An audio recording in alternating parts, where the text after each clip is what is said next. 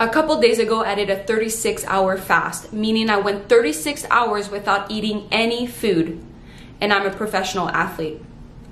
And I know how controversial that sounds because ever since I became an elite athlete, I was always told the same thing. First thing in the morning, always eat breakfast, never skip breakfast. Eat every 2 hours, always have snacks on you. Load up on pasta, load up on carbs, and don't ever skip your protein shake after a lift. That was the narrative that was told to every single elite athlete. And if you've been one, you know what I'm talking about. But the thing is, the truth is that we are not men. We should not eat and have the same diet protocol as men do because we are women with a menstrual cycle. And our cycle has different hormones that change throughout the month. And with the motion of the hormones, they need different diet requirements. You need to adapt your diet based off the time of the month you're on. But no one tells you this, and that blows my mind. But this is the key for a lot of the issues you're experiencing as an athlete. Your diet could be the major reason why you have low energy, you have fatigue, you have brain fog, you have no sex drive, you have trouble focusing, you have self-esteem issues or body image issues. It could be simply by the way you're fueling yourself. And that's because you haven't put an intention behind what you eat. You're just mindlessly eating by habit, by what coaches or teammates are doing, by what society has told you to do, like the pressure from Kellogg that told you to eat breakfast every single day, like it's the most important meal of the day, which is total bullshit, by the way. They just want you to buy their food for you to be addicted to their sugar and want more of it. It's really messed up. You have to actually take the time to realize, why are you choosing the food that you're eating? What is it actually supporting? Is it actually working for me? You have to ask yourself different questions because you're probably experiencing some of the symptoms I mentioned earlier and you're wondering why, but that could literally just be because of the food you're putting into your body. So if you want to have control over how you look, how you feel, how you perform, keep listening to this video because fasting could literally be the solution to all of this. So in this video, I will give you 3 steps for you to start fasting and making it as simple and digestible as possible, no pun intended. And a disclaimer, I am not a doctor, I am not a nutritionist or a dietitian. I'm simply someone that did my research, I read books, I followed advice from experts, I went to see people that could help me and also experimented myself. So I'm here to tell you what worked for me and take what you want to try, but at your own risk, obviously. But I promise you, this has changed my life and it could potentially change yours. If you don't know who I am, my name is Bianca St. George. Welcome back to my channel. I'm a professional soccer player and I'm always looking to improve my performance as an athlete. I started fasting in 2018, but back then I did one of the biggest mistakes that I wasn't aware of that you need to avoid if you start fasting. And I'm going to tell you all about this in this video. So I'm super excited about this and you're gonna save yourself tons of misery by doing what I should have done from the start. Some of the most valuable benefits that I've seen from fasting that I know you'll experience if you do it yourself is loving yourself and your body, is optimizing your fitness, is being mentally clear, is increasing your productivity, is having an increase in mood, energy levels, and focus, is becoming more self-aware and mindful, is becoming less anxious, is becoming less enslaved to food and feel empowered by your decisions, and finally, just giving you an overall ownership of your health. Because I believe that fasting is one of the best things you can do to improve your health in general, and your health is your most valuable asset. So might as well give it a try. But if you're here, you're probably already kind of intrigued by fasting. So I'm happy you're here to listen. And also, I think my take will be a little bit interesting because I'm a professional athlete that does fast. And I know it's something that's a little taboo in my world. So hopefully that will give you some courage to try and experiment yourself. Now let's get into the video about the 3 steps to start fasting. The first thing you want to do is you want to track your menstrual cycle. Day 1 of your cycle is the first day you get your period. So the first day that you bleed, that's day 1. If you're someone that doesn't have a period or your period is irregular, don't worry, just use the full moon as your day 1. So just Google when is the next full moon and use that as your day 1. For some reason, our cycles match perfectly with the moon cycle.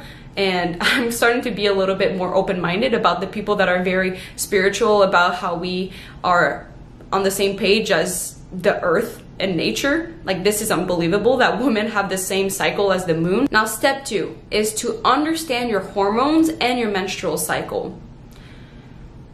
I want to simplify this as much as possible because I understand that it can be overwhelming, and I promise you I'm going to make it very simple for you. You just have to know really about 2 hormones, estrogen and progesterone. The 2 phases that you need to be aware of in your menstrual cycle is your follicular phase and your luteal phase. That's basically it. You want to associate the follicular phase with estrogen and the luteal phase with progesterone. When you start day 1 of your period, that's when you enter your follicular phase. So that's when estrogen will be rising. So you'll notice that after you get your period and the days leading up after your period, you're starting to have a lighter mood, an elevated mood. You just feel better overall and more happy. That's because estrogen is rising. And then right before you enter your luteal phase, you will start ovulating. And that's about 14 days after you start your period. That's the time when you can get pregnant. And if you're not on birth control and you want to know if you're ovulating, there are 2 things that you can do to know. One is you'll notice that you'll have perhaps like a discharge that will look like egg yolk. That is you ovulating at that moment. The other sign is that if you have like some sort of gadget, some people have Oura rings or specific watches that help you track that, you can check your core body temperature with that, and it will be slightly higher than normal. And that will be like your body telling you like it's ready to have a baby right now. And then the last sign, it could be a little bit more subjective, but you'll notice that right before you're ovulating, you might have a decrease in mood because your estrogen will dip down a little bit right before you're ovulating. But it's very temporary. You'll just get a temporary low mood, and then it will rise back up right after ovulation. Quickly after that, it will be short-lived. Don't worry about it. So yeah, to summarize, estrogen in the follicular phase is rising. That's when you feel good, you feel happy. Then in the second phase, where you enter the luteal phase, that's when progesterone is rising. And as progesterone becomes more dominant, you usually have more cortisol, which is the stress hormone. And that's why you can start feeling some PMS symptoms, like maybe you feel bloated, you have breast swelling, maybe you have mood changes or headaches, maybe you have weight gain on the scale, which is not fat. You're not gaining fat, you're just retaining more water, which will make you feel heavier. Maybe you'll have trouble sleeping, or you'll have a change in your sexual desires. And finally, you'll have probably different food cravings. Now the luteal phase, just associate that with the hormone progesterone. That's it. There's literally like those 4 things that you gotta know. And it makes sense. If you think about it, you're like, yeah, I do realize that I go throughout these changes throughout the month. So depending on which hormone is dominant at which time of the month you're on, you're going to adjust your fasting length and your food accordingly, which leads us to step number 3. Step 3, as I just mentioned, is to adjust your fasting length and food based off the time of the month you're on. When you're in your follicular phase, that's when estrogen is rising, and at that time, it's a perfect time for you to start fasting longer. So start with at least a 15-hour fast where you can only eat for 9-hour window during your day. That could look like something from 10 a.m. to 7 p.m. So your first bite starts at 10 a.m. and your last bite is at max 7 p.m. You can make it even shorter, like 10 to 6, 10 to 5. Those are all acceptable length for fasting. And it will be slightly challenging, or very challenging if you're new to it. That's when you start seeing the benefits of fasting, or cells regenerate. The reason why you want to start fasting when your estrogen is rising is that estrogen doesn't like having a lot of blood sugar. Your hormone estrogen doesn't thrive when there's a lot of sugar in your body. So you want to eat less carbs and you want to fast because you don't want to have your body full of sugar all the time. It's literally just as simple as that. When you have estrogen that is rising, you want less carbs and you want to eat in a shorter window. It's that simple. When you fast, and especially you do longer fasts, not only does it support your estrogen, but it starts to create like a chain reaction in your body where it regenerates itself. It gets rid of toxic cells. It gets rid of precancerous cells. It's an amazing way to detoxify your body and give it new life. You want to stress your body because you want it to be constantly adapting and making sure that they're getting rid of the boo-boo cells and you want to give them healthier and nurture those good cells. So if you're fasting, you're kind of stressing the weaker cells, and when the cells are weak, they're going to want to get rid of, because cells that are thriving want to just use the blood sugar that's available, and they're going to want to get rid of the weaker cells that can't make it. So that's good. You want to get rid of those weak cells. Now, when you enter your luteal phase, which is after your ovulation and your progesterone is rising, that's when you don't want to fast. You don't want to fast in your luteal phase because your cortisol is rising, and if you fast, you're adding more stress to your body when it's already in a state of stress.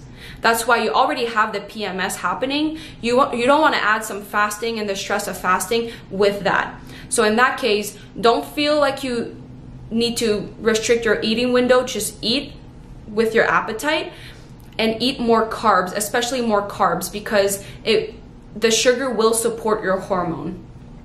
The quality of your carbs also matters a lot. Don't eat whatever carbs that is refined and processed. Just eat whole foods, organic if possible, non-processed, and that will be the best way for you to support your progesterone. Remember when I said that at the beginning of the video, I did one big mistake in 2018 when I started fasting? The mistake that I made was that I did not vary my fast. If I was like a man where I would not have a menstrual cycle and I would have basically the same hormones going up and down every single day, it's okay to do the same type of fast because your body is always in the same predictable manner. But for women, because our hormones change drastically throughout the month, we cannot have the same fasting schedule. We need to adjust our fasting length and the type of food that we eat based off the time of the month. That's it. And in the past, because I did not know that, when I was in my PMS and I was still fasting, I was having tons of symptoms. I was feeling irritable. I was having mood swings. I would have tons of low energy and symptoms that would hold me back and not make me feel good at all, that I didn't realize is because I was fasting during a period where I shouldn't fast. And that's simple. I know it feels very simple the way that I say it. I hope it was, but it was a huge revelation to me because it took me years before I realized that I wasn't fasting properly, and that I was feeling upset at myself when I was craving more food. I was craving more sugar during my period or right before leading to my period. And that's literally because my biology was asking for it and I was fighting against it. So please do not do the same mistake that I have. There are other things that you need to consider before you start this fasting journey. And this is very important. Don't skip this part. This is even more important than everything I've said just above. These are revelations that came to me while I was doing a 24-hour fast once. And I realized that when you don't get food, you don't get the dopamine from food. So you're trying to find other ways to like stimulate your brain and be happy and feel good. And I would have all these like huge revelations. One of the things that I realized is that your intention behind fasting is the most important thing. You're not fasting because you want to punish yourself. You're fasting because you care about yourself, because you love yourself. You're being self-disciplined because you want better health. So the intention behind it is very important. Just ask yourself, why do you want to fast? The second thing you have to know is that fasting is not about cutting calories or starving yourself. You're literally eating just the same amount of calories, but just in a smaller window. So you're still going to fast for example, 15 hours, but the 9 hours that you don't fast, you can eat as much as you want. But always be mindful of the food that you put into your body, because that will affect your mood and your energy and whatnot. But I think you already know that, especially if you're an athlete, you know that what you put in your body is extremely important. The next thing is that fasting is a lifestyle. It's not a diet. You don't do fasting for a month and then you forget about it forever.